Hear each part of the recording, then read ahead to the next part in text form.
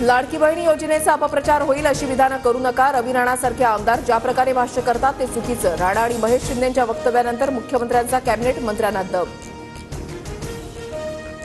लाडकी बहीण योजनेचे पैसे परत घेणार नाही, ते तुमचेच। काही लोक चुकीचं वक्तव्य करतात आणि सरकारची बदनामी होते। अजितदादांचा महेश शिंदे आणि राणांवर निशाणा। ताई माई अक्का आणि कपटी सावत्र भावांना मारा मुक्का। जळगावमधल्या कार्यक्रमातून मुख्यमंत्री शिंदेंचा विरोधकांवर हल्लाबोल।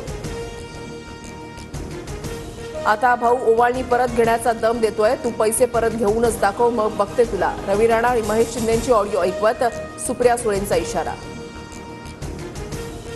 लाडक्या बहिणींनो, सख्खे भाऊ तुमच्या सोबत, मात्र सावत्र भावापासून सावध रहा। फडणवीसांचं आवाहन, तर भाऊबीज माघारी घेतली जात नाही असं म्हणत राणांच्या वक्तव्यावरही स्पष्टीकरण।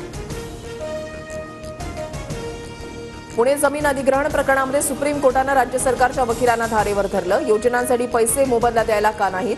उद्यापर्यंत तोडगा न काढल्यास लाडकी बहीण योजना थांबवू, कोर्टाचा इशारा। बारामती लोकसभेमध्ये सुप्रिया सुळेंविरोधात सुनेत्राला उभं करणं चूक होती, तसं व्हायला नको होतं। राखी बांधून घ्यायला बहिणींकडे जरूर जाणार। वृत्तवाहिनीला दिलेल्या मुलाखतीमध्ये अजित पवारांची कबुली। बारामतीमध्ये एकतर तुम्ही उभे राहा, अन्यथा पत्नीला उभं करा। अजितदादांवर दिल्लीमधल्या अहमद शाह अब्दालीचा दबाव होता। बारामती लोकसभेबाबत राऊतांचा दावा। माझ्या आयुष्यात अनेक दादा, मी बारामतीमध्ये असेल की नाही माहिती नाही, पक्षाच्या कार्यक्रमात असू शकते। अजित पवारांच्या प्रश्नावर सुप्रिया सुळेंचं उत्तर।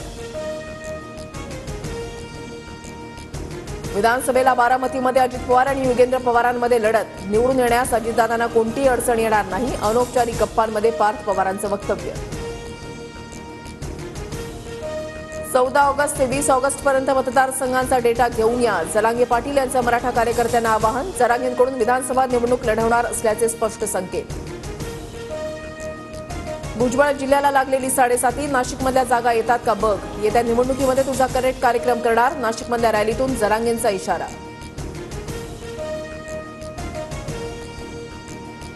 माझा करेक्ट कार्यक्रम फक्त वरचा करू शकतो, बाकी कुणी नाही, जरांगेंच्या इशाऱ्यानंतर भुजबळांचं उत्तर।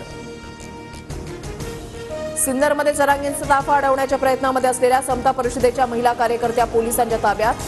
शिर्डीहून नाशिककडे येताना ताफा अडवण्याचा महिला कार्यकर्त्यांचा होता प्रयत्न।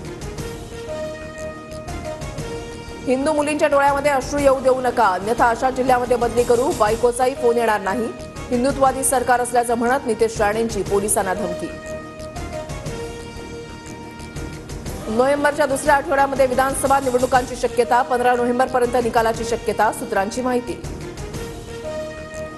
निवडणुका सोयीच्या होण्यासाठी तारखा मॅनेज करतील, पण आम्ही विरोधी पक्ष जागरूक, संजय राऊतांची टीका। जागा वाटपात गोंधळ होऊ नये म्हणून भाजपबरोबर शिंदे आणि दादा गटाचे स्वतंत्र सर्वे। लाडकी बहीण योजनेसह इतर योजनांची प्रश्नावली, सूत्रांची माहिती। उमेदवारांचा सर्वे रिपोर्ट निगेटिव्ह असल्यास भाजप तिकीट कापणार, विद्यमान आमदारांनाही आदेश लागू होणार। विधानसभा निवडणुकीसाठी भाजपचा निर्णय, सूत्रांची माहिती। 2 महिन्यांपासून आमचा सर्वे सुरू, निवडून येणाऱ्यालाच तिकीट देणार, संजय शिरसाट यांची प्रतिक्रिया।